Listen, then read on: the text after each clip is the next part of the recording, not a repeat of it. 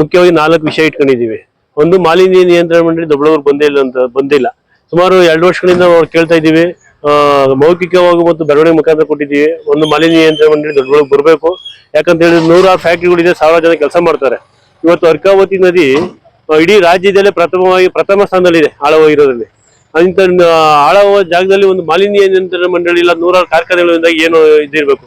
ಮತ್ತು 2ನೇ ವಿಚಾರ ಬಂದು, ಈಗ ಮದ್ರಾವಸಳ್ಳಿ ಅವರು ದೊಡ್ಡತುಂಗು ಪಂಚಾಯತಿಗೆ ಕುಡಿಯೋ ನೀರು ಕೊಡ್ತೀವಿ ಅಂತ ಹೇಳಿದ್ರು. ಯಾಕಂದ್ರೆ ನಮ್ದು 90% ನೀರು ಹಾಳಾಗೋಗಿದೆ.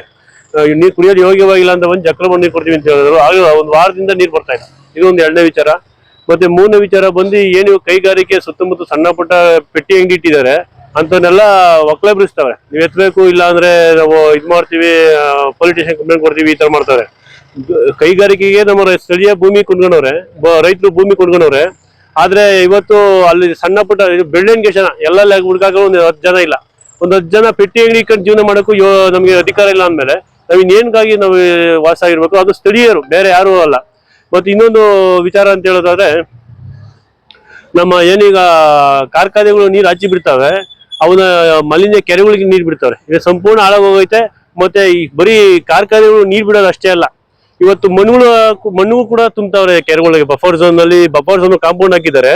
ಕೆರೆ ಜಮೀನಿಗೆ ಮಣ್ಣು ತುಂಬಿ ಕೆರೆ ಮುಚ್ತಾವ್ರೆ. ಈ ಎಲ್ಲಾ ವಿಚಾರವಾಗಿ ಇವತ್ತು ಒಂದು ಪತ್ರಿಕೆ ಮಾಡಿದ್ದೀವಿ. ಇದೇ ತಿಂಗಳು ಬರೋ 28 ದಿವಸಕ್ಕೆ, ಏನು ಸೋಮವಾರ 27ನೇ ತಾರೀಕು ಬರ್ತೈತೆ ಸರ್. ಇವತ್ತು DC ಅವರಿಗೆ ಇವತ್ತು ಅರ್ಜಿ ಕೊಟ್ಟು ಬರ್ತಾ ಇದ್ದೀವಿ, ಮನವಿ ಕೊಟ್ಟು ಬರ್ತಾ ಇದ್ದೀವಿ. ನಮಗೆ 27ನೇ ತಾರೀಕು ಒಳಗೆ ಈ ಕೆಲಸಗಳೇನೋ ಆಗಿಲ್ಲ ಅನ್ನೋದಾದ್ರೆ ನಾವು ಖಂಡಿತ 27ನೇ ತಾರೀಕಿಂದ ನಾವು ಗಾಂಧಿ ತತ್ವದ ಮೇಲೆ ನಾವು ಹೋರಾಟ ಮಾಡ್ತಾ ಇದೀವಿ. 2.5-3 ವರ್ಷದಿಂದ ಇಲ್ಲಿವರೆಗೆ ಯಾವುದೇ ರೀತಿಯಾದ ಅಹಿತಕರ ಘಟನೆ ನಾವು ಮಾಡೋದು ಇಲ್ಲ. ನಾವು ಅದಕ್ಕೆ 27ನೇ ತಾರೀಕಿಂದ ಇದೇ DC ಕಚೇರಿ ಮುಂದೆ ಆಮರಣಾಂತಿಕ ಉಪವಾಸ ಸತ್ಯಾಗ್ರಹ ಮಾಡಬೇಕು ಅಂತ ನಾವು ಸಮಿತಿಯಿಂದ, ಹೋರಾಟ ಸಮಿತಿಯಿಂದ ತೀರ್ಮಾನ ಮಾಡಿದ್ದೀವಿ.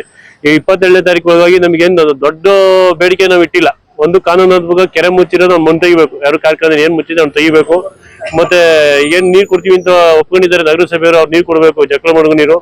ಮತ್ತೆ ಏನ್ ಪೆಟ್ಟಿ ಅಂಗಡಿ ಜೀವನ ನಡೆಸೋಕ್ಕೋಸ್ಕರ ಪೆಟ್ಟಿ ಅಂಗಡಿ ಇಟ್ಟಿದ್ದಾರೆ, ಅವ್ರ ತಂಡಿಗೆ ಹೋಗಬಾರ್ದು ಅಧಿಕಾರಿಗಳು. ಏನೋ ನಾವು ವ್ಯವಹಾರ ಮಾಡಂಗಿದ್ರೆ ತೆಗಿಲಿ, ನಾವು ಬೇಡ ಅಂತ ಹೇಳ್ತಾ ಇಲ್ಲ. ಮತ್ತೆ ನಮಗೆ ಕಾರ್ಖಾನೆಗಳು ಬಂದು ತೆಗೆದು ನಿಲ್ಲಿಸ್ಬೇಕು. ಇದು ನಮ್ಮ ಮುಖ್ಯ ಉದ್ದೇಶ ಆಗೈತೆ ಸರ್.